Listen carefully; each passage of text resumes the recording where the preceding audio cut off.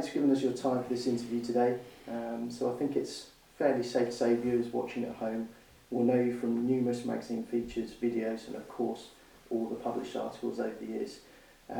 So tell us a bit about your life at the moment. Well, I've now retired, which is absolutely fabulous because it means I can go fishing more.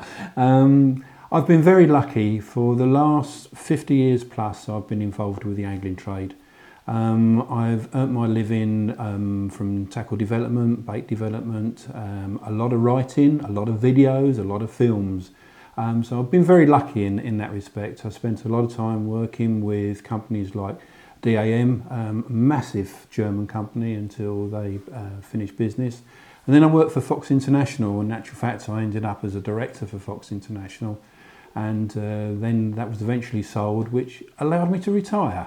And I've now moved down to the New Forest and living very, very close to my beloved Hampshire Avon, where I spend a huge amount of my time fishing.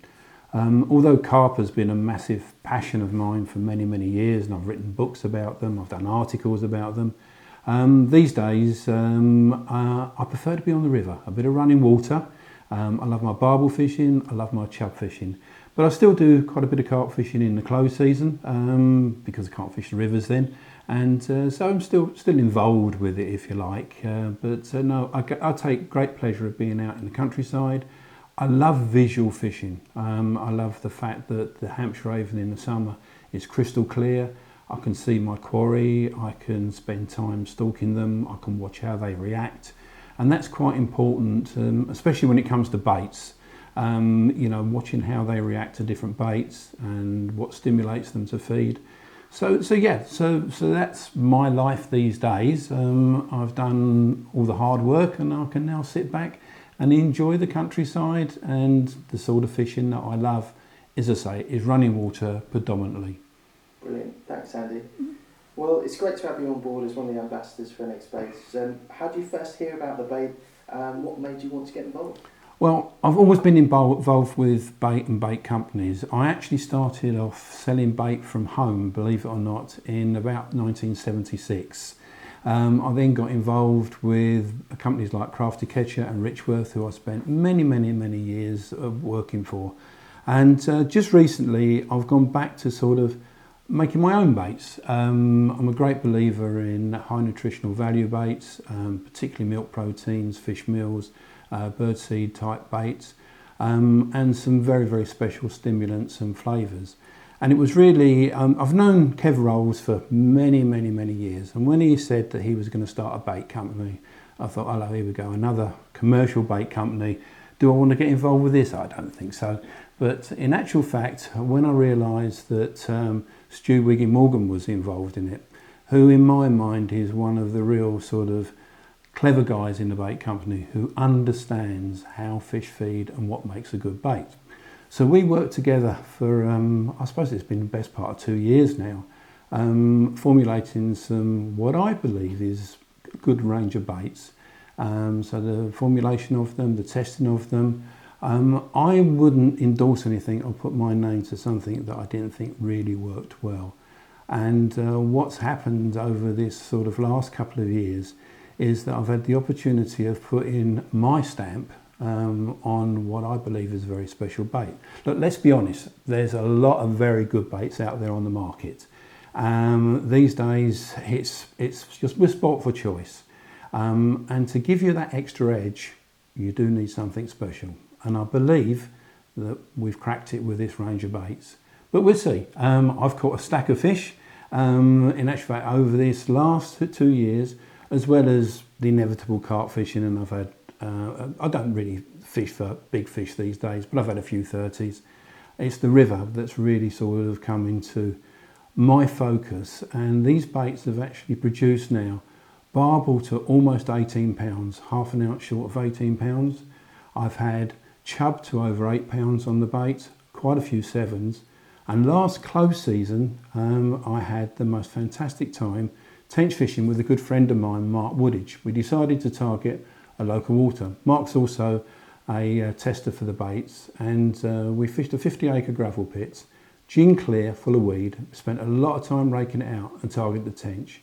I ended up the close season catching 72 tench with 3 doubles to a massive £13 6 ounces. If that's not a decent endorsement of these baits, I don't know what is. So, that's where we are at this moment in time, and I'm sure we will extend the range, we will carry on and get a further understanding of how these baits work and what they're good for. Fantastic, thank you, Andy. So, of the bait range, is there a particular one of the range that's currently out? So, the Scopex and Peach, and the Crab and Cray, and obviously the bits that go with it, the pop-ups, the wafters. What would you? Well, they're my 2 favourite baits. Okay. There are other baits in the range, and there are other good baits. I'm a great believer of, once I've got faith in a bait, in a particular flavour, a particular boilie, I will carry on using that and get the fish used to seeing that on a regular basis, and that's quite important. I don't like chopping and changing. I have what I call an instant bait if I'm going somewhere else, which is the Peach and Scopex. If I was going to go to a new water for the day and try and catch a few carp, that's probably what I will use. The Crab and Cray is my go-to bait on the river, and I've been putting that in now for about the last 2 years, and I haven't changed it. Once we got happy with the formulation and the results were coming, why change it? There was no need. It's a great stimulant. The only thing that we have done, I was saying fairly recently, it's something that I've known for a long time, is what stimulates fish to feed. And I use quite a bit of pellet these days, and that's in combination with the boilies. Use the same flavour in the pellets as what's on the boilies. But what I have noticed, and it's something that I've realised for many, many years, that fish actually are attracted to other fish feeding. I know that sounds obvious, but not maybe in the way that you imagine. It's the noise that's created when they're actually feeding on a hard bait. That's why hemp is so good. That's why a lot of the particles are so good. And that's why pellets are particularly good. When they're crunching these up in their pharyngeal teeth, they make one heck of a racket. And that actually attracts other fish to come in and feed close by. So the combination of using a few pellets with the boilies, the same flavour, gives you the best of both worlds. And the nice thing about the pellets is that it's hard to overfeed with them because they dissolve quite quickly. In about 10 degrees water temperature, they take about 2.5 hours to break down. So unlike boilies, which will stay there for quite a considerable time, you can put pellets in and know full well that you're not overfeeding the swim. So it's a twofold situation. Put a bit of bait in there to get them coming into the swim. They start making a load of noise, bring in their mates, and you never know what you're going to catch.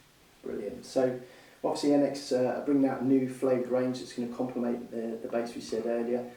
So this is going to time perfectly with your fishing then. Perfect, absolutely perfect. Andy, so tell us a little bit about how your fishing bug started. Where did it all, this magic story of Andy Little's fishing adventure start? A long, long time ago. I was very fortunate that my father, Jack Little, was also a very, very good angler. And I don't ever remember not going fishing. I think he must have dragged me along there as a 2-year-old. But when I started going out on my own, I was fishing. I come from London, as you probably hear by my accent, but most of my fishing was done around the Royal Parks. In particular, Osterley Park was a water that was close to me. I was able to cycle there, and that was my first encounter of a carp there. I wasn't actually fishing for them. I was fishing for tench at the time, just a little quill float against the lily pads, and I hooked this thing that I'd never seen anything like it before. It was probably no more, 5 or 6 pounds, something like that. Beautiful mirror, and I thought, I do like these. And Osterley Park wasn't renowned for them, there wasn't many in there, and it was a sheer fluke catch. And that was probably when I was about sort of no more than 8 years old. And I thought, right, I've got to have a go for these. So I joined up with a local club that had access to some gravel pits at West Drayton. And there was quite a few carp. And God dear me, did I struggle at first. I'd read everything I could about them, parboiled potatoes, worms, floating bread crust, you name it. I tried it and failed miserably. And eventually I sort of spent more time looking than fishing and trying to be clever about it. And I found some carp feeding in the school holidays. So I cycled down there, and they was in a terrible area. It's all loads and loads of trees in the water, and it was quite a daunting prospect. But eventually I got them to feed on the surface, small pieces of floating bread crust. And after a lot of trial and tribulation, I caught my first double, which was 13 pounds. And that was in 1960. So, you know, that was really the start of my passion for looking for carp around the country, and it took me everywhere. I spent a lot of time in Kent, fishing the Darent Valley and places like that. I spent a lot of time down in Johnson's. Then I moved to the Colne Valley and fished the Colne Valley. And it took me all over, and eventually all over the world, literally. Although I've always fished for everything, carp have been a massive part of my life. And it's nice sometimes to remember where your roots are. It's changed now, things have changed. There's more carp than probably any other species in the country. When I started off, it was hard to find a water with carp in, let alone one that you can actually go and catch them out of. So it's been a long journey, but a very enjoyable one. Brilliant. So we see some fantastic publications you've got there. Do you want to talk us through a couple of those? Yeah, I've literally, for a big chunk of my professional life, I've written about what I've been doing, and a lot of that is carp fishing. So I've written quite a few carp books, I've done a lot of carp videos, and with the Angler's Mail, I wrote for the Angler's Mail for over 20 years. That started off as a carp column, and that went on, so you know, it spans several generations. And after I sort of, if you like, not got fed up with carp fishing, but I wanted to do other things, I left the carp column behind and I started off my Angling Adventures column, which allowed me to fish for everything, whether it was roach or rudd or crucians, tench, you name it, and even went out and started doing big game fishing. So I was very fortunate that I've travelled around the world and caught some monster fish of all sorts, which all started off in a very meagre way with a bit of carp fishing. Brilliant stuff. Well, Andy, thanks ever so much. Let's get on with the rest of the interview. Absolutely. Cheers. Okay, so we always ask people to give us a funny story, if you can think of one that comes to mind. So in all the years you've been out on the banks, the rivers, there must be some great stories. Well, yeah, you know, I've fished with some of the best characters in this game, as you can imagine.